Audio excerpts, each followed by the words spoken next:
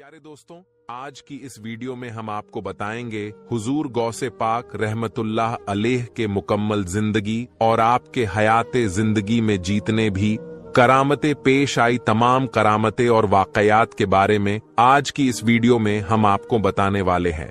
तो प्यारे दोस्तों, आप सभी लोगों से गुजारिश है कि इस वीडियो को आखिर तक जरूर देखिएगा, क्योंकि अगर आप हुजूर गौसे पाक रहमतुल्लाह अलैह के चाहने वाले हैं तो मुझे यकीन है कि आप पूरी वीडियो आखिर तक जरूर देखेंगे। और हां, हम आपको यह भी बता दें कि यह वीडियो थोड़ी लंबी हो सकती है, क्योंकि जब सारी वाकयात बताएंगे तो वीडियो जाहिर सी बात है लंबी होगी। तो आप घबराएं नहीं और टाइम निकाल कर इस वीडियो को जरूर से देखिएगा। तो चलिए अब अदबो एहतराम के साथ बैठ जाइए और सुनिए।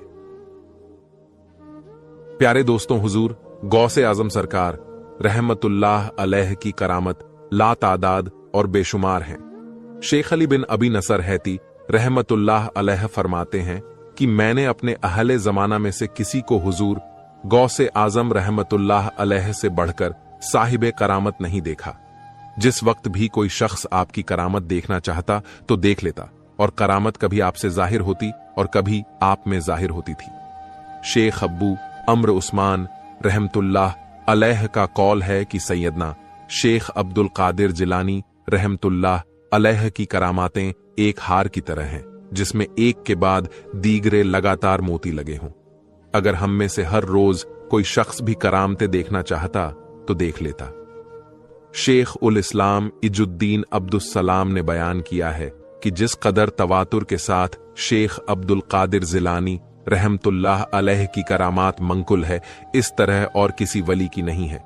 इमाम नबवी रहमतुल्लाह अलैह बुजदानुल आरिफिन में फरमाते हैं कि किसी वली की करामातें इस कसरत से हम तक नहीं पहुंची जिस कसरत के साथ सैयदना शेख अब्दुल कादिर जिलानी रहमतुल्लाह अलैह की करामातें हम तक पहुंची हैं।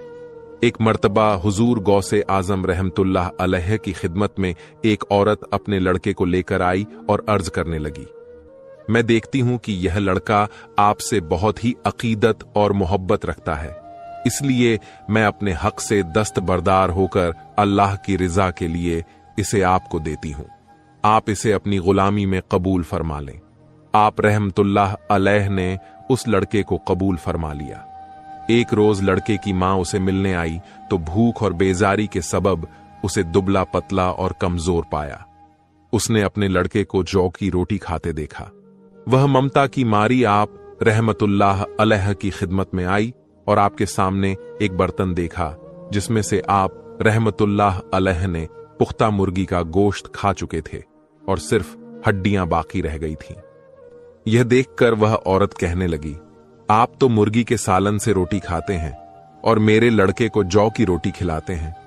यह सुनकर हुजूर गौस से आजम रहमतुल्लाह अलैह ने अपना हाथ मुबारक उन हड्डियों पर रखा और यूं फरमाया, खड़ी हो जाओ उस अल्लाह के हुक्म से जो बोसीदा हड्डियों को जिंदा करता है। फौरन मुर्गी उठ खड़ी हुई और बोलने लगी। फिर आप रहमतुल्लाह अलैह ने उस औरत से फरमाया कि तेरा लड़का जब इस काबिल हो जाएगा तो उस वक्त उसे इख्तियार होगा कि जो चाहे खाए पिए। एक रोज सरकार गौसे आजम रहमतुल्लाह अलैह तकरीर फरमा रहे थे और हवा सख्त चल रही थी। इसी दौरान एक चील चीखती चिल्लाती उड़ती हुई आपकी मजलिस के ऊपर से गुजरी, जिससे हाजरीन मजलिस की तवज्जो तकसीम हो गई और लोग चील को ऊपर देखने लगे। आप रहमतुल्लाह ने फरमाया, ए हवा इस चील का सर उड़ा दे।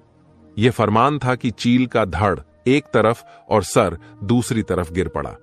यह देखकर आप रहमतुल्लाह अलैह तख्त से उतरे और चील को एक हाथ में लेकर दूसरा हाथ उस पर फेरा और बिस्मिल्लाहिर्रहमानिर्रहीम पढ़ा। वह अल्लाह के हुक्म से जिंदा होकर उड़ गई और लोग देखते रह गए। शेख मुएमर जराजा बयान करती हैं कि मैं एक वक्त सरकार गौसे आजम रहमतुल्लाह अलैह की खिदमत में हाजिर था। उस वक्त आप रहमतुल्लाह अलैह बैठे हुए कुछ लिख रहे थे। इतने में छत से 2-3 मर्तबा कच्ची मिट्टी गिरी। आप रहमतुल्लाह ले उसे झाड़ते गए। जब यह मिट्टी चौथी दफा गिरी तो आपने अपने ऊपर सर उठाकर देखा कि एक चूहा मिट्टी खोद कर गिरा रहा है।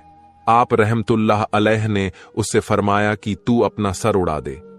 आप रहमतुल्लाह अलैह का यह फरमान था कि उस चूहे का सर एक तरफ और धड़ दूसरी तरफ जा पड़ा। इसके बाद हुजूर गौसे आजम रहमतुल्लाह अलैह अपना लिखना पढ़ना छोड़कर निहायत अबदीदा हो गए। मैंने अर्ज किया, हजरत आप इस वक्त क्यों अबदीदा हैं? आप रहमतुल्लाह अलैह ने फरमाया, मैं डरता हूं कि किसी मुसलमान से मुझे इज्जा पहुंचे तो उसका भी यही हाल हो जो हाल इस चूहे का हुआ है। शेख अबुल अब्बास अहमद बगदादी रहमतुल्लाह अलैह बयान करते हैं कि एक रोज आप रहमतुल्लाह अलैह सवारी पर जामिया मंसूरी तशरीफ ले गए। फिर जब आप रहमतुल्लाह अलैह वहां से वापस हुए तो आपने अपनी चादर उतारी और अपनी पेशानी से एक बिच्छू निकालकर जमीन पर डाल दिया। जब यह बिच्छू भागने लगा तो आपने उससे फरमाया, बे अम्र इलाही तू मर जा। आपका यह फरमान था कि वह उसी वक्त दम बखुद हो गया।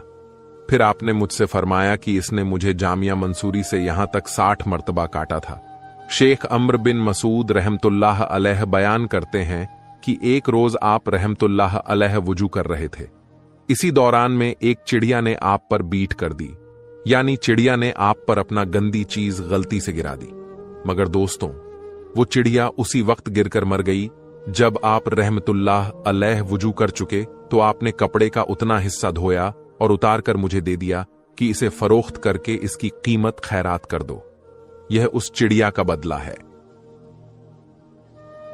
हजरत शेख अब्बू अब्दुल्ला मोहम्मद मोसली रहमतुल्लाह अलैह बयान करते हैं कि मैं हजरत शेख अब्दुल कादिर जिलानी रहमतुल्लाह अलैह की खिदमत में तकरीबन 13 साल तक रहा।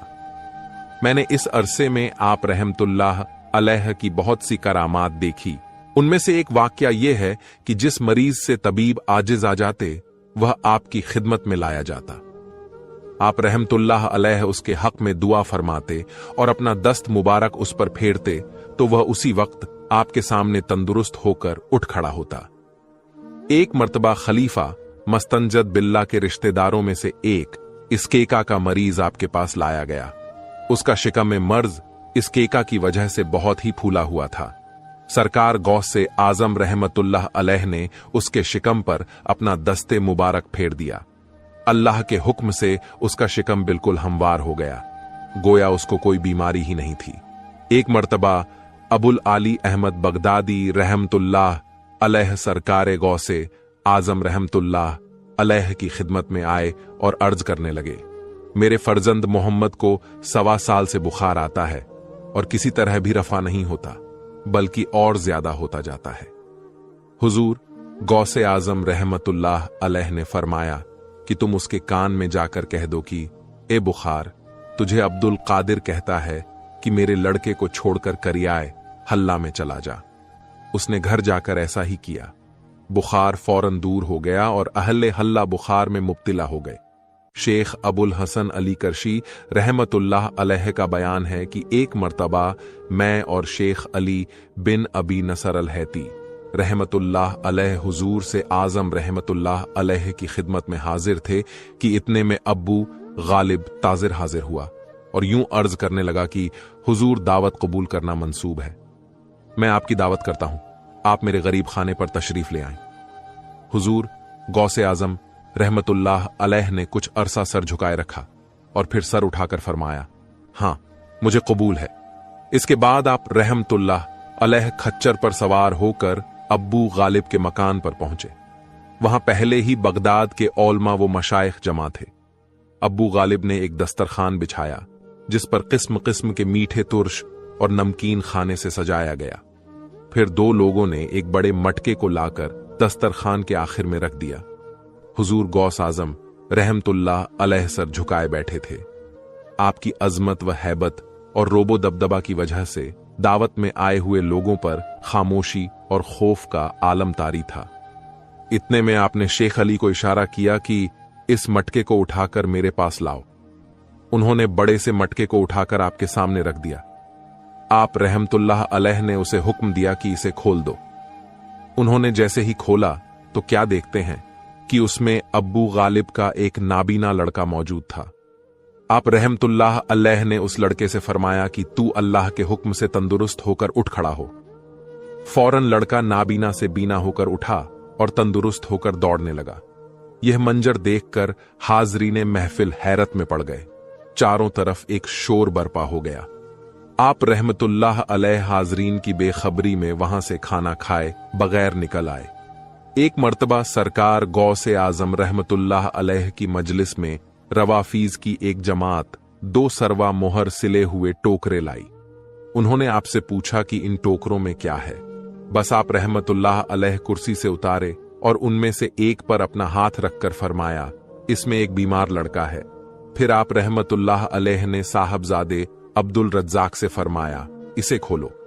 जब खोला गया तो क्या देखते हैं कि उसमें फिल हकीकत एक बीमार लड़का है। आप रहमतुल्लाह अलैह ने उस लड़के का हाथ पकड़कर फरमाया, उठ खड़ा हो। वह उठकर तंदुरुस्त होकर दौड़ने लगा। फिर आप रहमतुल्लाह अलैह ने दूसरे टोकरे पर हाथ रखकर फरमाया, इसमें एक तंदुरुस्त लड़का है, और अपने साहबजादे को हुक्म दिया कि इसे खोल दो। जब उन्होंने खोला तो उसमें एक तंदुरुस्त लड़का मौजूद पाया। वह उठकर चलने लगा। आप रहमतुल्लाह अलैह ने उसकी पेशानी पकड़कर फरमाया कि बैठ जाओ। वह वहीं बैठ गया। यह देखकर रावाफीज आपके दस्ते मुबारक पर तौबा कर ली। अब्बू साद अब्दुल्ला बगदादी रहमतुल्लाह अलैह का बयान है कि मेरी लड़की फातिमा एक दफा मेरे घर की छत पर पड़ी और उसे कोई चीज उठाकर ले गई। उस वक्त उस लड़की की उम्र 16 साल थी। मैंने हुजूर गौसे आजम सरकार रहमतुल्लाह अलैह की खिदमत में पहुंचकर सारा वाकया सुनाया। आप रहमतुल्लाह अलैह ने फरमाया कि आज रात करक के वीराने में 5वें टीले के पास बैठ जाना और अपने गिर्द जमीन का एक दायरा खींच लेना। दायरा खींचते वक्त यूं कहना, बिस्मिल्लाह आला नियतिल अब्दुल कादिर। रात के वक्त जिन्नात के गिरोह मुख्तलिफ शक्ल में तेरे पास से गुजरेंगे। तू उन्हें देखकर खौफ ना खाना। सुबह के वक्त जिन्नात का बादशाह वहां से गुजरेगा। उसे बता देना कि अब्दुल कादिर ने मुझे तेरे पास भेजा है और मेरी हाजत यह है। बस मैं चला गया और आपके हुक्म की तामील की। आप रहमतुल्लाह अलैह के इरशाद के मुताबिक खौफनाक और डरावनी सूरतें मुझ पर से गुजरने लगी, मगर कोई दायरे के करीब ना आ सका। जिन्नात गिरोह दर गिरोह वहां से गुजरते रहे, यहां तक कि उनका बादशाह एक घोड़े पर सवार होकर वहां से गुजरा। उसके आगे कई जमातें थीं। वह दायरे के मुकाबिल ठहर गया और मुझसे पूछने लगा, ए बंदाए खुदा, तेरी क्या हाजत है? मैंने कहा, हुजूर गौसे आजम सरकार रहमतुल्लाह अलैह ने मुझे तेरे पास भेजा है। यह सुनकर वह घोड़े से उतरा और जमीन को बोसा देकर दायरे से बाहर बैठ गया। उसके हमराही भी बैठ गए। मैंने अपनी लड़की का किस्सा सुनाया। उसने अपने साथियों से कहा कि जिसने भी यह काम किया है उसे मेरे पास लाओ। कुछ देर बाद एक सरकश जिन्न लाया गया जिसके हमराह वह लड़की थी। बादशाह को बताया गया कि यह मुल्के चीन के सरकश जिन्नों में से है। बादशाह ने उस लड़की के उठा ले जाने की वजह दरियाफ्त की और इस अजीब हरकत का सबब पूछा तो उसने कहा, मेरे इश्क ने मुझे मजबूर कर दिया था। जिन्नात के बादशाह ने उसकी गर्दन उड़ा देने का हुक्म दिया और लड़की मेरे हवाले कर दी गई। इसी तरह का एक और वाकया है कि एक शख्स आप रहमतुल्लाह अलैह की खिदमत में आया और अर्ज करने लगा, मैं इस वहां का बाशिंदा हूं। मेरी औरत अक्सर मिर्गी के मर्ज में मुब्तिला रहती है। तावीज गंडे वाले उससे आजिज आ गए हैं। हुजूर गौसे आजम रहमतुल्लाह अलैह ने फरमाया कि यह वादिये सरनदीप के खान्स नामी एक सरकश जिन्न की शरारत है। जब तेरी औरत को मिर्गी आए तो उसके कान में कह देना कि अब्दुल कादिर जो बगदाद में रहता है तुझे कहता है कि फिर कभी ना आना, अगर फिर आएगा तो हलाक हो जाएगा। वह शख्स चला गया और फिर 7 साल तक बगदाद ना आया। फिर आया तो उससे दरियाफ्त किया गया तो उसने कहा, मैंने शेख के कॉल पर अमल किया था और फिर आज तक मेरी औरत को मिर्गी नहीं हुई। एक रोज शेख अब्बू हफ्स अम्र बिन सालेह अदादी रहमतुल्लाह अलैह अपनी ऊंटनी लेकर बारगाहे गौसियत में हाजिर हुए। अर्ज करने लगे, मैं हज को जाना चाहता हूं और यह ऊंटनी चलने से कासिर है। इसके सिवा और मेरे पास कुछ है भी नहीं। यह सुनकर हुजूर गौसे आजम रहमतुल्लाह अलैह ने अपना पांव मुबारक उस ऊंटनी पर मारा और अपना दस्त मुबारक उसकी पेशानी पर रखा। शेख अब्बू हफ्स का बयान है कि पहले वो ऊंटनी सब ऊंटनियों से पीछे रहा करती थी, फिर चलने में सबसे सबकत ले जाती। एक दिन सरकार गौसे आजम रहमतुल्लाह अलैह शेख अबुल हसन अजीजी रहमतुल्लाह अलैह की इजाजत के लिए तशरीफ ले गए। आप रहमतुल्लाह अलैह ने वहां एक कबूतरी और एक कुमरी देखी। शेख अबुल हसन ने अर्ज किया कि हुजूर, यह कबूतरी 6 माह से अंडे नहीं देती और यह कुमरी 9 माह से नहीं बोलती। आप रहमतुल्लाह अलैह ने कबूतरी से मुखातिब होकर फरमाया, एक कबूतरी अपने मालिक को फायदा पहुंचा, और कुमरी से फरमाया कि तू अपने मालिक की तस्बीह कर। बस आप रहमतुल्लाह अलैह का यह फरमान था कि कुमरी बोलने लग गई। हत्ता के बगदाद के लोग बाज औकात उसकी आवाज सुनने के लिए जमा हुआ करते और कबूतरी ने भी अंडे दे दिए और बच्चे निकाल लिए और मरते दम तक ऐसा करती रही। शेख अब्दुल मुजफ्फर इस्माइल का बयान है कि शेख अली बिन अबी नसर अल हैती रहमतुल्लाह अलैह जब कभी अलील हो जाते तो अक्सर मेरे बाग में आ जाते, जहां कई रोज तक उनकी तीमारदारी की जाती। एक दफा आप रहमतुल्लाह ने बीमार होकर मेरे बाग में आए हुजूर गौसे आजम रहमतुल्लाह अलैह आपकी अयादत के लिए वहां तशरीफ लाए। उस बाग में खजूर के 2 दरख्त थे जो बिल्कुल खुश्क हो गए थे और 4 साल से फल नहीं देते थे। मैंने उनके काटने का इरादा कर रखा था। हुजूर गौसे आजम रहमतुल्लाह अलैह उठे और उनमें से एक के नीचे आपने वुजू फरमा लिया और दूसरे के नीचे 2 रकत नमाज अदा की। वो दोनों दरख्त 1 हफ्ते के अंदर फलदार और हरी भरी हो गए। हालांकि वो खजूर के पैदा होने का वक्त भी नहीं था। आप रहमतुल्लाह अलैह ने उनमें से कुछ खजूर तनावल फरमाई और फरमाया कि अल्लाह तबारक व ताला तेरी जमीन, तेरे दिरहम, तेरे साव और तेरे मवेशियों में बरकत दे। उसी साल से मेरी जमीन की आमदनी में दिन ब दिन इजाफा होता गया। दिरहम की यह हालत थी कि जिस तिजारती काम में मैंने 1 दिरहम खर्च किया, वहां से कई हासिल किए। गेहूं की यह कैफियत थी कि जब मैं किसी मकान में गेहूं की 100 बोरियां रखता, उसमें से अगर 50 खैरात कर देता और बाकी खा लेता तो भी 100 बोरियां बहाल पाता। मेरे मवेशी इतने बच्चे पैदा करते कि मैं शुमार भी नहीं कर सकता था।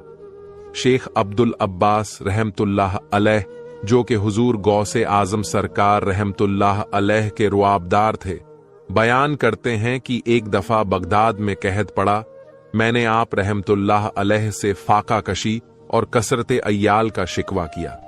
आप रहमतुल्लाह अलैह ने 20 शिया गेह कर दे दिए और फरमाया कि इसको एक बड़े बर्तन में डालकर मुंह बंद कर देना और इसके पहलू में एक सुराख करके उसमें से अनाज निकालकर पीस लिया करना। शेख अबुल अब्बास कहते हैं कि हमने उससे 5 साल तक खाया, फिर मेरी बीवी ने उसे खोला तो उतने ही गेहूं पाए जो 7 दिन में खत्म हो गए। मैंने यह माजरा आपसे जिक्र किया तो आपने फरमाया, अगर तुम उसे वैसा ही रहने देते तो यह अनाज उम्र भर खत्म ना होता।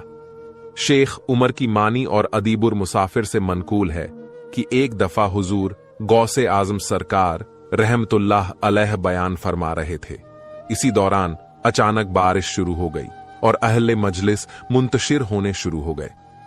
हुजूर गौसे आजम रहमतुल्लाह अलैह ने अपना सर मुबारक आसमान की तरफ उठाकर कहा, मैं लोगों को जमा करता हूं और तू उन्हें मुंतशिर करता है। अचानक मजलिस पर बारिश बंद हो गई और मदरसे के बाहर बदस्तूर बारिश होती रही। इसी तरह एक दफा दरियाए दजला तो यानी पर आ गया। बगदाद के लोग घबरा उठे। उन्हें खौफ दामनगीर हुआ कि कहीं बगदाद गर्क ना हो जाए। लिहाजा सबने आकर हुजूर गौसे आजम रहमतुल्लाह अलैह की खिदमत में फरियाद की। आप रहमतुल्लाह अलैह ने अपना असा मुबारक उठाया और दरियाए दजला के किनारे पर तशरीफ ले गए। वहां पहुंचकर आपने अपना असा दजला की असली हद पर गाड़ कर फरमाया, बस यहीं तक रहो। यह कहना था कि पानी उतरकर अपनी असली हद तक पहुंच गया। शेख अब्बू अब्दुल मलक जय्याल बयान करते हैं कि यह 560 हिजरी का वाकया है। मैं एक दिन हुजूर गौसे आजम रहमतुल्लाह अलैह के मदरसे में खड़ा था। आप रहमतुल्लाह ने अपने दौलत खाने से असा लिए हुए बाहर तशरीफ लाए।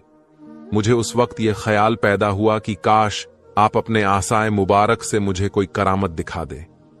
अभी मेरे दिल में यह ख्याल पैदा ही हुआ था कि आपने मेरी तरफ मुस्कुराकर देखा और अपना असा जमीन में गाड़ दिया।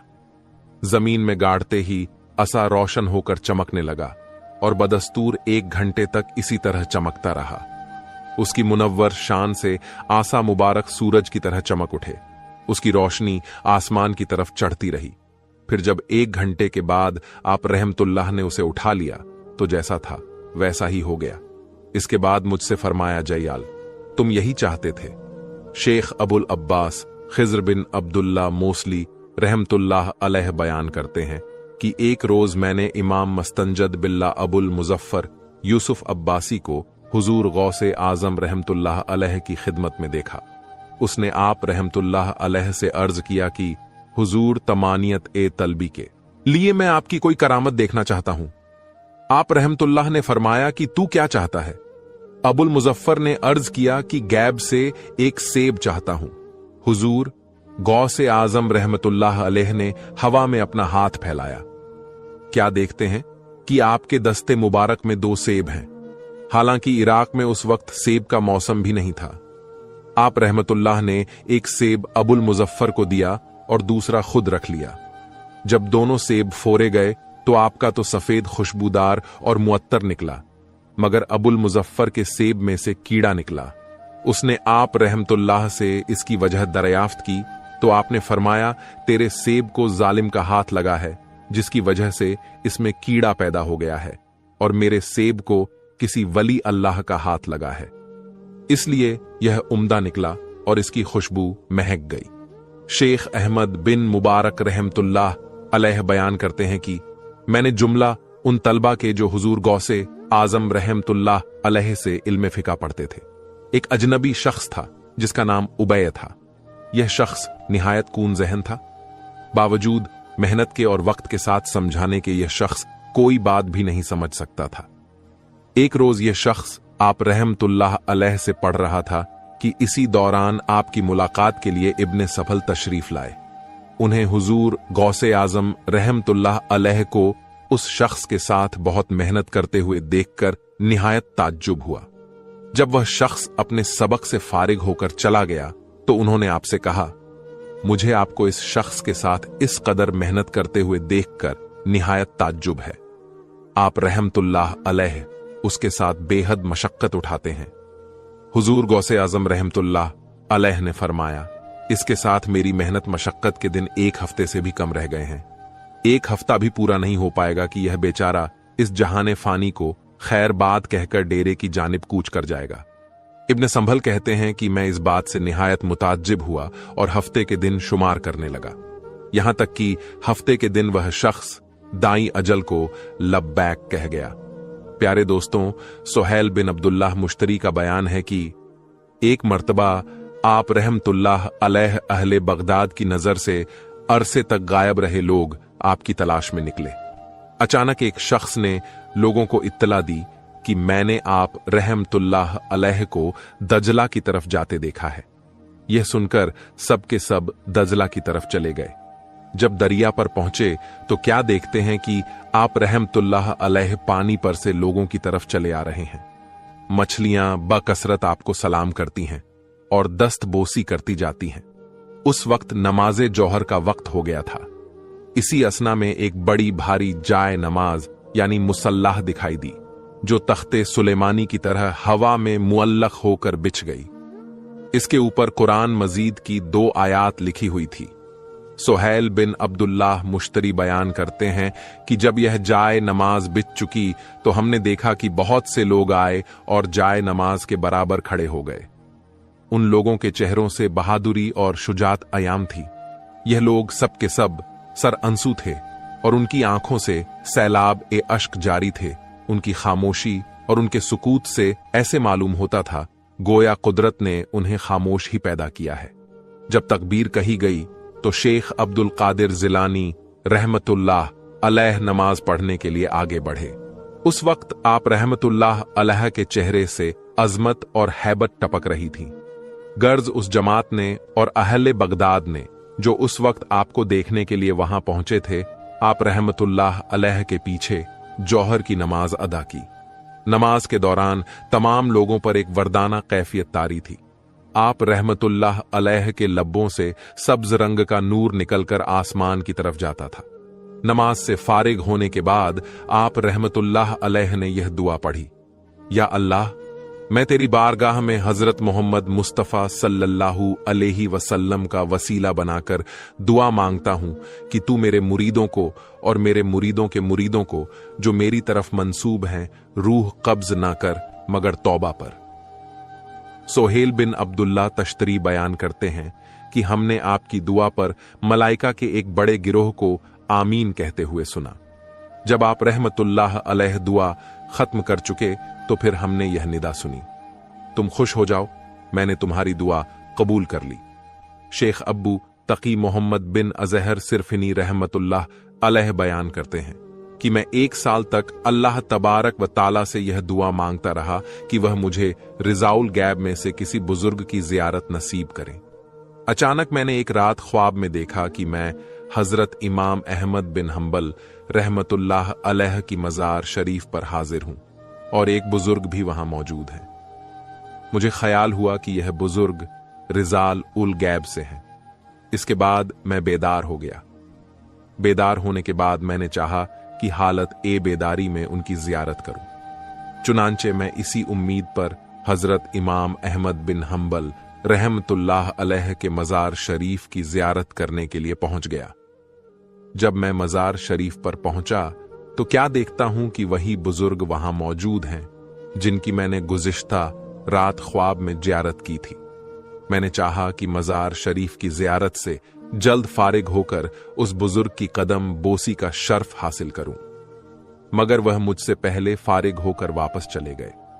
मैं भी सब कुछ छोड़कर उनके पीछे पीछे हो लिया, यहां तक कि वह दरियाए ए दजला के साहिल पर पहुंच गए। उनके आते ही दरियाए दजला के दोनों किनारे इस कदर करीब हो गए कि वह अपना एक कदम इस किनारे पर और दूसरा उस किनारे पर रखकर दजला से पार हो गए। मैंने उन्हें उस वक्त कसम दिलाई कि वो जरा ठहर कर मुझसे बात करें। चुनांचे वह ठहर कर मेरी तरफ मुतावज्जा हुए। मैंने उनसे पूछा कि आपका मसला क्या है। उन्होंने इसके जवाब में कुरान मजीद की एक आयत पढ़ी, जिससे मैं समझ गया कि शायद यह बुजुर्ग हनफी उल मसलक हैं। इसके बाद मैं वापस होने लगा तो मुझे ख्याल हुआ कि मैं अब हुजूर गौसे आजम रहमतुल्लाह अलैह की खिदमत में हाजिर होकर आप रहमतुल्लाह से भी यह वाकया बयान करूंगा। यह ख्याल पैदा होते ही मैं हुजूर गौसे आजम रहमतुल्लाह अलैह की बारगाह में हाजिर हुआ। जब आप रहमतुल्लाह अलैह की दौलत खाने के दरवाजे पर पहुंचा तो आपने अंदर से ही पुकार कर मुझसे फरमाया, ए मोहम्मद बिन अजहर, इस वक्त मशरिक से मगरिब तक तमाम रुए जमीन पर उनके सिवा हनफीउल मसलक वली अल्लाह और कोई नहीं है। सरकार गौसे पाक रहमतुल्लाह अलैह के खादिम अब्बू रिज्जा बयान करते हैं कि एक रोज आप रहमतुल्लाह अलैह ईसार के मुताल्लिक कुछ बयान फरमा रहे थे। इतने में आप रहमतुल्लाह अलैह ने ऊपर की तरफ निगाह की और फिर खामोश हो गए। फिर आप रहमतुल्लाह अलैह ने फरमाया कि मैं तुमसे ज्यादा नहीं, सिर्फ 100 दीनार के लिए कहता हूं। बहुत से लोग आप रहमतुल्लाह के पास 100 दीनार लेकर आए। आप रहमतुल्लाह अलैह ने सिर्फ एक शख्स से 100 दीनार ले लिए और बाकी लोग वापस हो गए। लोगों को ताज्जुब हुआ कि आपने यह 100 दीनार किस वास्ते तलब फरमाए हैं।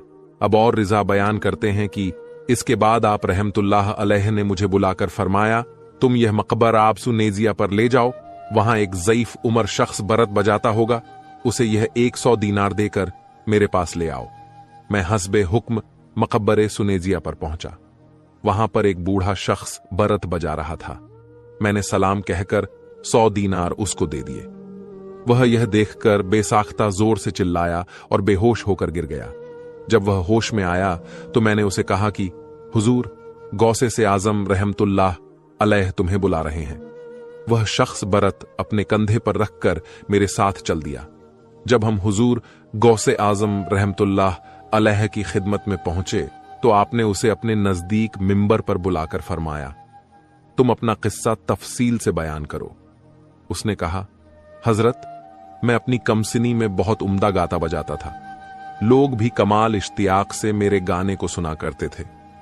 मैं जब बड़ा हो गया तो लोगों का मेरी तरफ इत्तेफाक बहुत कम हो गया। इसलिए मैं अपने दिल में अहद करके शहर से बाहर निकल गया। मैंने तय कर लिया कि अब मैं मुर्दों के सिवा और किसी को अपना गाना नहीं सुनाऊंगा। मैं कब्रिस्तानों में फिरता रहा। अचानक एक दिन एक कब्र में से एक शख्स ने अपना सर निकालकर मुझसे कहा, तुम मुर्दों को अपना गाना कहां तक सुनाओगे? अब तुम खुदा के हो जाओ और उसे अपना गाना सुनाओ।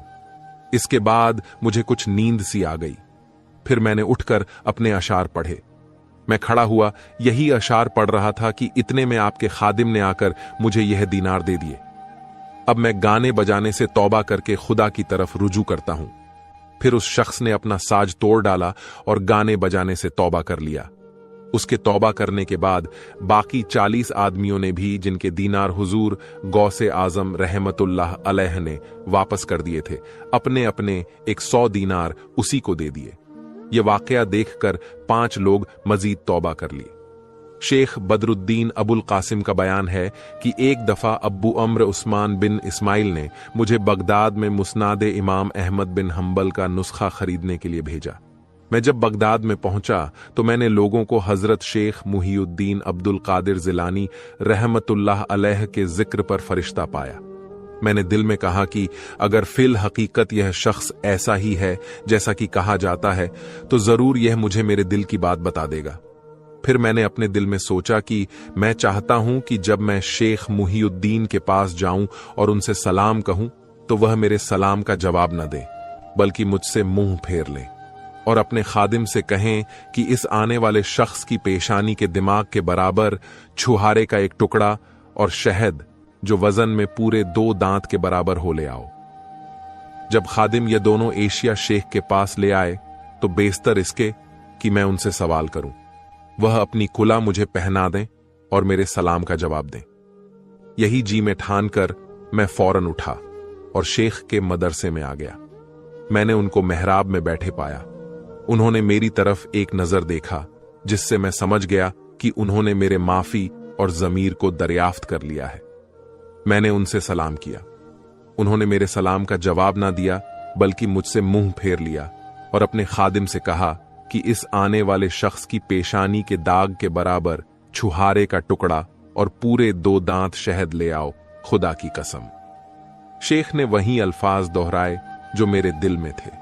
जब खादिम दोनों चीजें ले आया तो शेख ने अपनी कुलाह मुझे पहना दी और मेरे सवाल का जवाब देते हुए मुझसे फरमाया, क्या तू यही चाहता था? यह देखकर मैंने वही कियाम कर लिया और आपसे इल्मे हदीस पढ़ा। अब्दुल फराह इल्हामी बयान करते हैं कि मैं हजरत शेख अब्दुल कादिर जिलानी रहमतुल्लाह अलैह से अक्सर ऐसी बातें सुना करता था जिनका मेरे अक्ल में आना मुझे मुहाल और नामुमकिन मालूम होता। इसलिए मैं उन बातों की तरदीद किया करता था, मगर साथ ही मैं आपसे मिलने का शौक भी रखता था। एक दिन मुझे बगदाद के महल्ले बाबुल जाने की जरूरत पेश आई। मैं जब वहां से वापस हुआ तो आपके मदरसे के करीब से मेरा गुजर हुआ। उस वक्त आप रहमतुल्लाह अलैह की मस्जिद में नमाज़े असर की तकबीर कही जा रही थी। इसलिए मुझे भी ख्याल हुआ कि मैं भी असर की नमाज पढ़ता हुआ आपको सलाम करता चलूं। चुनांचे मैं आप रहमतुल्लाह अलैह की मस्जिद में गया। जमात खड़ी थी, जाकर शामिल हो गया। जमात में शामिल होते वक्त मुझे मालूम नहीं था कि मैं बेवुजू हूं। जब आप रहमतुल्लाह अलैह नमाज पढ़कर दुआ से फारिग हुए तो आपने मेरी तरफ इत्तेफाक करके फरमाया, ए फर्जंदे, मन अगर तुम मेरे पास अपना काम लेकर आते तो मैं तुम्हारा काम पूरा कर देता, मगर तुम्हें निशियां बहुत गालिब है। तुमने इस वक्त भूले से बेवजू नमाज पढ़ ली है। आप रहमतुल्लाह अलैह के यह फरमाने से मैं हैरान रह गया कि आप रहमतुल्लाह अलैह को मेरा मख्फी हाल कैसे मालूम हो गया। मैंने उसी वक्त से आप रहमतुल्लाह अलैह की सोहबत इख्तियार कर ली। शेख जैनुद्दीन अंसारी बयान करते हैं कि एक दफा मैं और मेरा एक दोस्त दोनों हज करके बगदाद आए। उस वक्त हमारे पास सिवाय एक छुरी के और कुछ नहीं था। हमने छुरी फरोख्त करके चावल खरीदे और पकाकर खाए, मगर उससे ना तो हम सैर हुए और ना ही हमें लुत्फ हासिल हुआ। इसके बाद हम हजरत शेख अब्दुल कादिर जिलानी रहमतुल्लाह अलैह की मजलिस में आए। आपने अपना कलाम कथा करके फरमाया कि हिजाज से चंद फुकरा मिस्कीन आए हैं।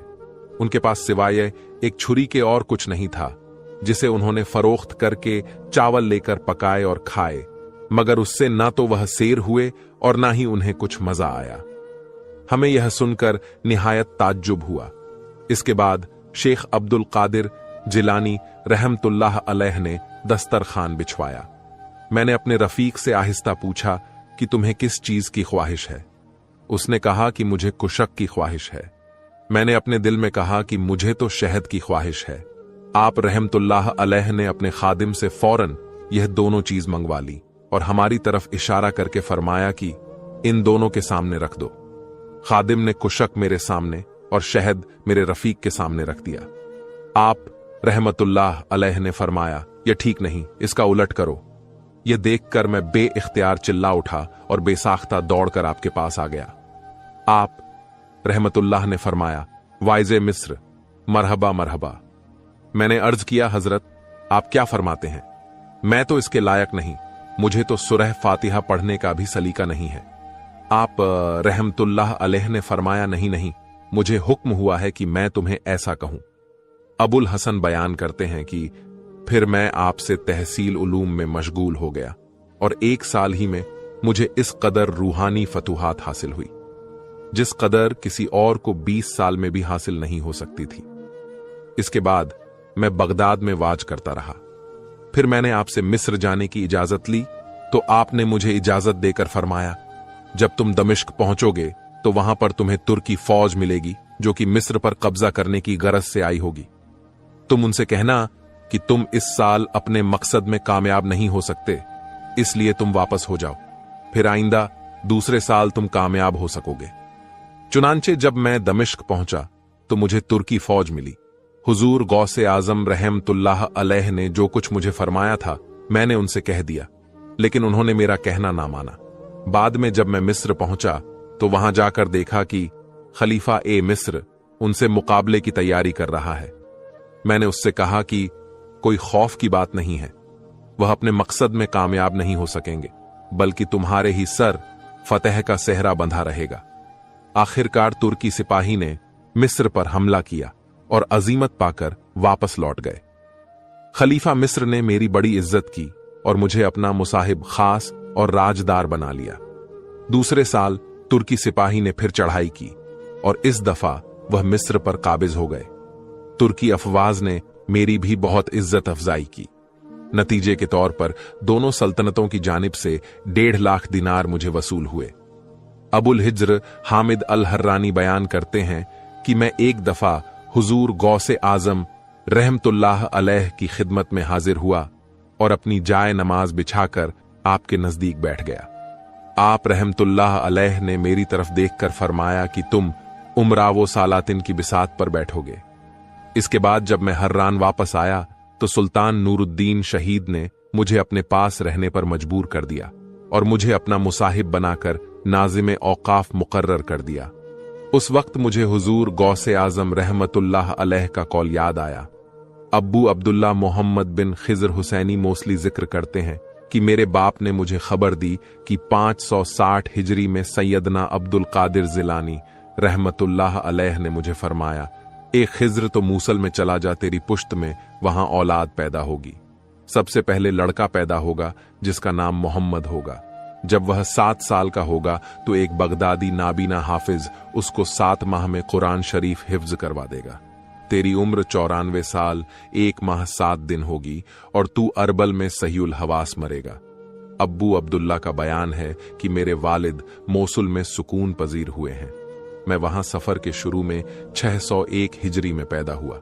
जब मैं 7 साल का हुआ तो मेरे वालिद ने मुझे कुरान शरीफ हिफ्ज करवाने के लिए एक नाबीना हाफिज के सुपुर्द किया। मैंने 7 माह में कुरान मजीद हिफ्ज कर लिया। मेरे वालिद ने उस हाफिज से नाम सुकंद दरियाफ्त की तो उसने कहा कि मेरा नाम अली है और मेरे शहर का नाम बगदाद है। उस वक्त मेरे वालिद को हुजूर गौसे आजम रहमतुल्लाह अलैह का कौल याद आ गया। मेरे वालिद ने 9 सफर 625 हिजरी को अरब में वफात पाई। वफात के वक्त उनकी उम्र 94 साल 1 माह 7 रोज थी और वफात के वक्त उनके होशो हवास कायम थे। शेख अब्बू मोहम्मद मुफर्रज का बयान है कि जब हजरत शेख अब्दुल कादिर जिलानी रहमतुल्लाह अलैह की आलमगीर शोहरत हो गई तो बगदाद के 100 बड़े बड़े फुकाहा आपका इम्तिहान लेने की गरज से जमा हुए। उन सब की राय इस बात पर करार पाई कि उनमें से हर एक शख्स मुख्तलिफ उलूम फुलूम में जुदा जुदा मसला पूछे।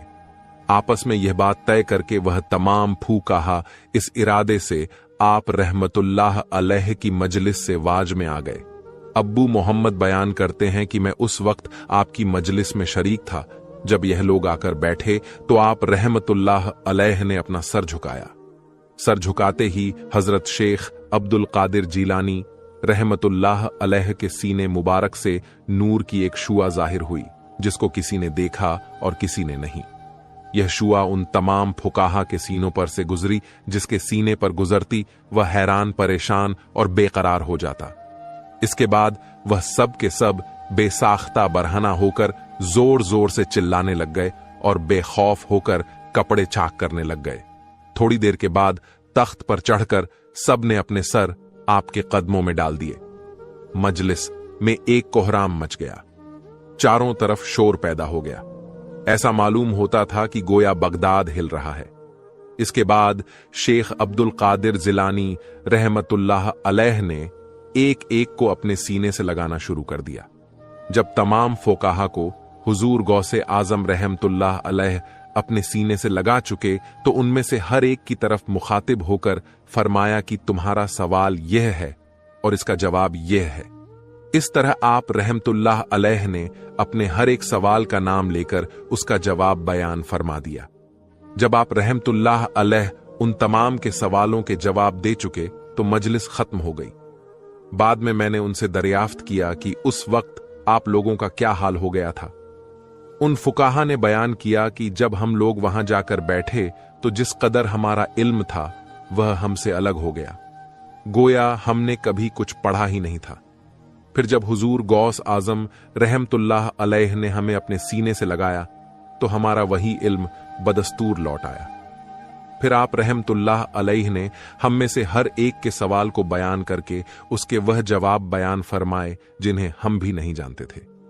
शेख अब्बू अब्दुल्ला मोहम्मद बिन अबू फतह, जो हुजूर गौस आजम रहमतुल्लाह अलैह के कदीमी खादिम थे, वह बयान करते हैं कि हुजूर गौसे पाक रहमतुल्लाह अलैह मुझे मोहम्मद तवील पुकारा करते थे।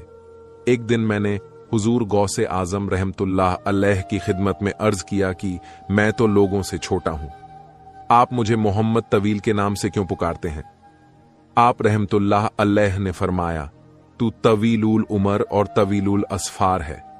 चुनांचे फिर ऐसा ही वाकू में आया, क्योंकि शेख मोहम्मद 137 साल तक जिंदा रहे और उन्होंने अपनी सियाहत के दौरान में जायदाद और दूर दराज के मुमालिक देखे और कोहे काफ तक पहुंचे। शेख अबुल मुजफ्फर मंसूर बिन मुबारक वास्ती बयान करते हैं कि मैं आलमे शबाब में हजरत गौसे रहमतुल्लाह अलैह की खिदमत में हाजिर हुआ। मेरे पास उस वक्त फलसफे और उलूम रूहानियत की एक किताब थी। आप रहमतुल्लाह अलैह ने कब्ल इस लाए कि मेरी किताब को देखें या उसका मजमून दरियाफ्त करें। मुझसे फरमाया कि मंसूर, यह किताब तेरा बड़ा साथी है, उठ इसे जाकर धो दे। मेरे दिल ने उसका धो डालना गवारा ना किया, क्योंकि मुझे उससे मोहब्बत थी और उसके चंद मसाइल व अहकाम मरहूबे खातिर थे। इसीलिए मैंने इरादा किया कि आपके सामने से उठ जाऊं और किताब को घर में रख आऊं। इस नियत से मैं उठने को था कि हजरत गौसे आजम रहमतुल्लाह अलैह ने ताज्जुब की निगाह से मेरी तरफ देखा, बस मैं उठ ना सका। फिर आप रहमतुल्लाह ने फरमाया, मुझे अपनी किताब दो। मैंने जो उसे देखा तो देखता हूं कि फकत सफेद कागज हैं जिन पर एक हर्फ तक भी नहीं लिखा हुआ। मैंने वह किताब आप रहमतुल्लाह अलैह को दे दी। आपने वर्क करदानी के बाद फरमाया, यह किताब फजाइल कुरान है जो मोहम्मद बिन जरीस की तसनीफ है। आप रहमतुल्लाह अलैह ने यह कहकर मुझे किताब वापस कर दी। मैंने देखा कि वह किताब हकीकत में फजाइल कुरान है जो इब्ने जरीस की तसनीफ है। किताब निहायत खुश्क खत लिखी हुई है। फिर हुजूर गौसे आजम रहमतुल्लाह अलैह ने फरमाया, जो बात दिल में हो जुबान से भी वही कहा करो, तौबा करो, और आइंदा कभी ऐसा ना करना कि दिल में तो कुछ और हो और जुबान पर कुछ और। मैंने अर्ज किया कि हां, मैं तौबा करता हूं। अबुल मुजफ्फर का बयान है कि मैं वहां से उठा तो मसाइल फलसफियां और अहकाम रूहानियत जो मुझे याद थे सब के सब ऐसे फरामोश हो गए जैसे मुझे कभी याद ही नहीं थे। शेख अब्दुल्ला मोहम्मद हुसैनी बयान करते हैं कि माह मुहर्रम अल हराम 559वीं हिजरी का वाक्य है कि एक रोज हुजूर गौसे आजम रहमतुल्लाह अलैह के मुसाफिर खाने में आपकी जियारत के लिए तकरीबन 300 लोग जमा थे। उस वक्त आप रहमतुल्लाह अलैह तेजी से दौलत खाने से निकले और 4-5 दफा बावाज़े बुलंद सबको पुकार कर कहा कि दौड़कर मेरे पास आ जाओ। तमाम लोग दौड़कर आपके पास चले आए। जब मुसाफिर खाने के नीचे कोई भी ना रहा तो उसकी छत गिर पड़ी और लोग बच गए। हुजूर गौसे आजम रहमतुल्लाह अलैह ने फरमाया कि मैं अभी मकान में मौजूद था तो उस वक्त मुझसे कहा गया कि मुसाफिर खाने की छत गिरने वाली है। मुझे खौफ हुआ कि कोई दब ना जाए, इसलिए मैंने तुम सबको जल्दी से अपने पास बुला लिया। अब्बू मोहम्मद खां साहब ना भी बयान करते हैं कि मैं आलम शबाब में इल्म नहाफ पढ़ा करता था। उस वक्त बस औकात अक्सर लोगों से हजरत शेख अब्दुल कादिर जीलानी रहमतुल्लाह अलैह के अखलाक को, आदाब, आपकी फसाहत, बलाघात और आपके मोबाइद हसन की बेहद तारीफ और तौसीफ सुना करता था। इसीलिए मुझे आपके मोवाइज सुनने का इश्तियाक था, मगर मुझे अदम फुर्सत की वजह से इसका मौका नहीं मिलता था। फिर एक रोज लोगों के साथ मैं आपकी मजलिस में गया। जाते ही हुजूर गौसे आजम रहमतुल्लाह अलैह ने मेरी तरफ इत्तेफाक करके फरमाया, अगर तुम हमारे पास रहो तो हम तुम्हें मसाइले नहफ अच्छी तरह सिखा देंगे। चुनांचे मैंने उसी वक्त से आपकी खिदमत में रहना शुरू कर दिया और एक कलिल अरसे में मुझे वह कुछ हासिल हुआ जो उस उम्र तक हासिल नहीं हुआ था। जो मसाइले नविया और उल्लूम अक्लिया मुझे उस उम्र तक किसी से भी मालूम नहीं हुए थे, वह मुझे अच्छी तरह याद हो गए। शेख अबुल हसन तवास बयान करते हैं कि एक रोज एक बड़ी जमात के साथ मैं हुजूर गौसे आजम रहमतुल्लाह अलैह की जियारत के लिए गया। यह लोग अपनी एक मुहिम की बाबत आपसे दुआ करने जा रहे थे। रास्ते में और भी बहुत से लोग उनके हमराह हो गए। इन लोगों में एक लड़का भी साथ हो गया था जो निहायत बद अखलाक था। वह अक्सर औकात नापाक रहता था। इत्तेफाक से हुजूर गौसे आजम रहमतुल्लाह अलैह रास्ते में मिल गए। उन लोगों ने आप रहमतुल्लाह अलैह से अपना मसला बयान किया और आपसे उसकी निस्बत दुआ के खास कार्य हुए। इसके बाद हम आगे बढ़े और एक के बाद दीगरे सब ने आपकी दस्त बोसी की। जब उस लड़के की बारी आई तो उसने आप रहमतुल्लाह अलैह का हाथ पकड़ना चाहा तो हुजूर से आजम रहमतुल्लाह अली ने अपना दस्त मुबारक आस्तीन में दबा लिया। आप रहमतुल्लाह अलैह ने उस लड़के की तरफ एक नजर भर कर देखा। देखते ही वह लड़का बेहोश होकर जमीन पर गिर पड़ा। जब होश में आया तो दाढ़ी उसके चेहरे पर नमूदार थी। फिर वह उठा और आपके दस्ते मुबारक पर तायब हुआ। फिर हुजूर गौसे आजम रहमतुल्लाह अलैह ने उससे मुसाफा किया। शेख अब्दुल खैर करुम बयान करते हैं कि मैंने अपने वालिदे माजीद की जिंदगी के आखिरी लम्हात में उनसे पूछा, मुझे बताएं कि आपके बाद किसकी पैरवी करूं। वालिदे माजीद ने कहा कि शेख अब्दुल कादिर की मुझे ख्याल हुआ कि मालूम नहीं कि आप कसदन कह रहे हैं या गालबाएं मर्ज की वजह से आपकी जुबान से निकल गया है। इसलिए एक घड़ी के बाद मैंने आपसे फिर पूछा कि आपके बाद मैं किसकी पैरवी करूं, तो मेरे वालिदे माजिद ने कहा कि शेख अब्दुल कादिर जिलानी रहमतुल्लाह अलैह की। फिर तीसरी बार एक घड़ी के बाद मैंने आपसे पूछा कि आपके बाद मैं किसकी पैरवी करूं। इस मर्तबा भी मेरे वालिदे माजिद ने फरमाया कि अनकरीब एक जमाना आएगा कि उस वक्त ज्यादातर शेख अब्दुल कादिर जिलानी रहमतुल्लाह अलैह की पैरवी की जाएगी।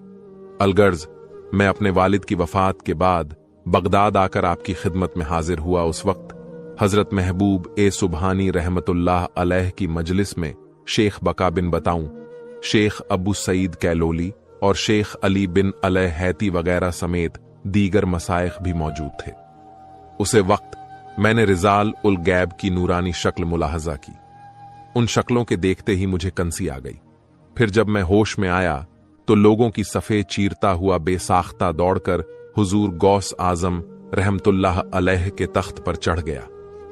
आप रहमतुल्लाह अलैह मेरी वजह से थोड़ी देर खामोश हो गए और फरमाने लगे कि तुम्हें अपने वालिद माजिद की वसीयत एक दफा ही काफी नहीं थी कि बार बार पूछते रहे। मैंने जब यह अल्फाज सुने तो खौफजदा होकर खामोश हो गया। अहमद बिन सालेह अल जीली रहमतुल्लाह अलैह बयान करते हैं कि मैं एक दफा बगदाद के मदरसे निजामिया में हुजूर गौसे आजम रहमतुल्लाह अलैह के साथ मौजूद था। उस वक्त कसीर तादाद में उलमाओ फुखारा आपकी खिदमत में हाजिर थे और आप रहमतुल्लाह अलैह उस वक्त निहायत फसातो बलाघात के साथ कज कादर के मुताल्लिक कुछ बयान फरमा रहे थे। इसी असना में एक बहुत बड़ा सांप आपके सामने छत से गिरा।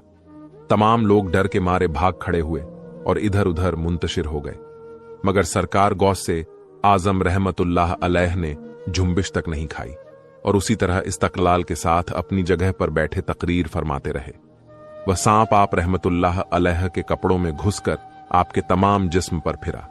इसके बाद आप रहमतुल्लाह अलैह के गले के पास से उतरकर जमीन पर खड़ा हो गया और आपसे कुछ बातें करके चला गया, मगर उन बातों को किसी की समझ नहीं आई। इसके बाद तमाम लोग फिर बदस्तूर आकर अपनी अपनी जगह पर बैठ गए और आपसे पूछने लगे कि उसने आपसे क्या बातें की थी।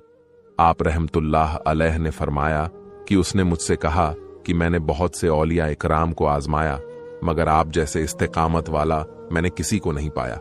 इसके जवाब में मैंने कहा, चूंकि मैं काजा और कदर के मुताल्लिक गुफ्तगू कर रहा था, इसलिए तू मेरे ऊपर गिरा। तू जमीन का कीड़ा है, तूने चाहा कि मेरा कॉल फेल दोनों बराबर हो जाएं। हजरत शेख अब्दुल कादिर जीलानी रहमतुल्लाह अलैह के साहबजादे शेख अब्दुल रज्जाक बयान फरमाते हैं कि मैंने अपने वालिद माजिद को यह बयान करते हुए सुना कि एक दफा मैं जामिया मंसूरी में नमाज अदा कर रहा था। इसी आसना में दौरान नमाज मैंने बोरिए पर से किसी चीज के आने की आहट सुनी। अचानक क्या देखता हूं कि एक बड़ा सांप मेरे सजदे की जगह मुंह खोले बैठा है। सजदा करते वक्त मैंने उसे हाथ से हटा दिया। जब मैं कादा में बैठा तो यह मेरी रानों पर से होकर मेरी गर्दन पर चढ़ गया। इसके बाद जब मैं सलाम फेरकर नमाज से फारिग हुआ तो वह फिर मुझे दिखाई ना दिया।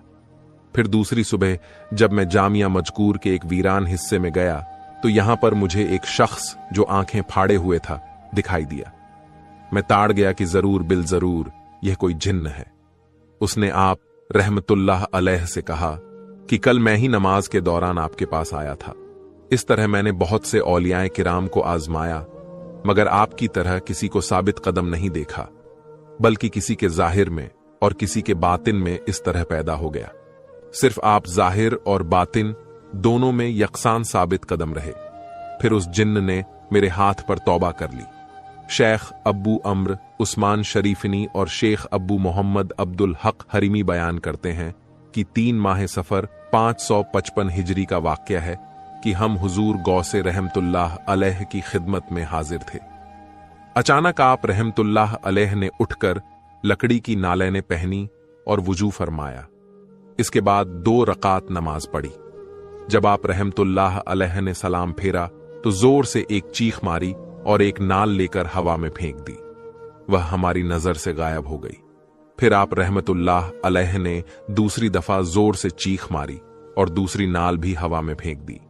वह भी हमारी नजर से गायब हो गई। फिर आप रहमतुल्लाह अलैह खामोश होकर बैठ गए। किसी को आपसे यह वाकया पूछने की जुर्रत ना हुई। फिर 3 रोज के बाद एक काफिला आया और कहने लगा कि हमें हजरत शेख अब्दुल कादिर जिलानी रहमतुल्लाह अलैह की खिदमत में नजराना पेश करना है। हमने आप रहमतुल्लाह अलैह से उस काफिले के अंदर आने की इजाजत चाही तो आपने इजाजत दे दी। साथ ही साथ यह भी फरमाया कि जो कुछ वह दें उसे ले लो। काफिले के लोग अंदर आए और उन्होंने रेशमी और ऊनी कपड़े, कुछ सोना और नालैन जिनको आप रहमतुल्लाह अलैह ने उस रोज फेंका था हमको दे दिए। हमने उनसे दरियाफ्त किया कि यह नालैन तुम्हें कहां से मिली थी। उन्होंने बयान किया कि हम 3 माह सफर को जा रहे थे कि रास्ते में आकर डाकुओं ने लूट लिया और हमारे काफिले के बहुत से लोगों को मार डाला। इसके बाद वह एक तरफ जाकर माले गनीमत तकसीम करने लग गए। उस वक्त हमने कहा कि अगर हम इन डाकुओं के हाथों से बचकर सलामत रहे तो हम अपने माल में से हजरत शेख अब्दुल कादिर जीलानी रहमतुल्लाह अलैह की खिदमत में जरूर से जरूर कुछ ना कुछ नजर करेंगे। जब हमने हुजूर गौसे आजम रहमतुल्लाह अलैह का नाम लिया तो दो बड़ी जोर की चीखें सुनी जिसने सारे बयाबान को हिला दिया। डाकू इन चीजों के सुनते ही हैबत ज़दा हो गए। हमने समझा कि शायद कोई शख्स उनसे माल छीनने के लिए आ रहा है। इतने में वह डाकू हमारे पास दौड़ते हुए आए और कहने लगे, आओ तुम अपना माल उठा लो और देखो हम पर नागाह क्या मुसीबत टूट पड़ी। हम उनके साथ गए तो देखा कि उनके दोनों सरदार मरे हुए पड़े थे। हर एक के पास पानी से भीगी हुई एक एक नाल पड़ी थी। अलगर्ज उन्होंने हमारा माल वापस कर दिया और समझा कि इसका कोई बड़ा सबब है। शेख उमर बजाज बयान करते हैं कि एक रोज का वाकया है कि मैं जुमा के दिन हुजूर गौसे आजम रहमतुल्लाह अलैह की मरकज में नमाजे जुमा पढ़ने के लिए जा रहा था। उस रोज रास्ते में किसी ने भी आपको सलाम नहीं किया। मुझे ख्याल गुजरा कि हम हर जुमा को लोगों के हुजूम की वजह से इंतहाई मशक्कत और दुश्वारी के साथ मस्जिद तक पहुंचे थे, मगर आज आप रहमतुल्लाह अलैह को किसी ने भी सलाम नहीं किया। मेरे दिल में इस ख्याल का गुजरा था कि लोग चारों तरफ से आप रहमतुल्लाह अलैह को सलाम करने के लिए टूट पड़े। फिर हुजूर गौसे आजम रहमतुल्लाह अलैह मुझे देखकर मुस्कुराए और फरमाने लगे, उमर क्या तुम्हारी यही ख्वाहिश थी? शेख अब्बू सईद कैल्बी फरमाते हैं कि एक दफा मुझे बिला दे। सवार में जाने का इत्तेफाक हुआ। वहां मैंने एक शख्स को हवा में मुअल्लक देखा। मैंने उन्हें सलाम किया और उनसे पूछा कि आप हवा में मुअल्लक क्यों बैठे हैं।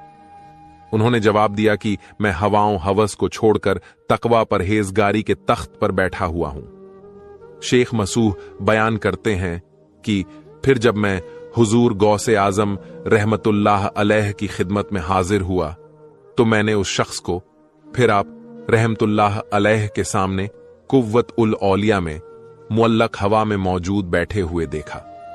उन्होंने उस वक्त आप रहमतुल्लाह अलैह से हकाइके मारूफ की बहुत सी बातें दरियाफ्त की जिन्हें मैं नहीं समझ सका। फिर हुजूर गौसे आजम रहमतुल्लाह अलैह वहां से तशरीफ ले गए और सिर्फ मैं उनके पास अकेला रह गया। मैंने उनसे कहा कि आप यहां भी मौजूद हैं। उन्होंने कहा, क्यों नहीं, कोई ऐसा वली और मुकर्रब नहीं जिसकी इस दर पर आमद रफ्त ना हो। फिर मैंने उनसे पूछा कि क्या वजह है कि मैं आपके कलाम को समझ नहीं सकता। वह कहने लगे कि हर मकाम के अहकाम जुदा होते हैं, हर हुक्म के मना अलहदा और हर मायने की इबारत दीगर होती है। इस इबारत को वही समझता है जो उसके मायने से वाकिफ हो, और मायने से वही वाकिफ होता है जो कि हिकमत से आगाह हो, और हिकमत से वही आगाह होता है जो आली मकाम में पहुंचा हो। इसके बाद मैंने उनसे कहा कि आप निहायत मुअद्दब होकर हुजूर गौसे आजम रहमतुल्लाह अलैह के सामने बैठते हैं। उन्होंने जवाब दिया कि मैं उनके सामने मुअद्दब होकर किस तरह न बैठूं। हालांकि उन्होंने सर जल गए, पर जो हवा में मुअल्लक रहते हैं और जिन्हें खास लोगों के अलावा और कोई नहीं देख सकता, उन पर मुझे अफसर बनाया है। शेख मोहम्मद बिन खिज्र बयान करते हैं कि मैंने अपने वालिद माजीद से सुना। वह बयान करते थे कि मैं एक रोज हजरत शेख अब्दुल कादिर जिलानी रहमतुल्लाह अलैह की खिदमत में हाजिर था। मेरे दिल में उस वक्त ख्याल पैदा हुआ कि मुझे हजरत शेख अहमद कबीर रिफाई रहमतुल्लाह अलैह से भी फैज हासिल करना चाहिए। मुझे यह ख्याल गुजरते ही हुजूर गौसे आजम रहमतुल्लाह अलैह ने फरमाया, खिज्र लो, शेख अहमद कबीर रिफाई से मुलाकात कर लो।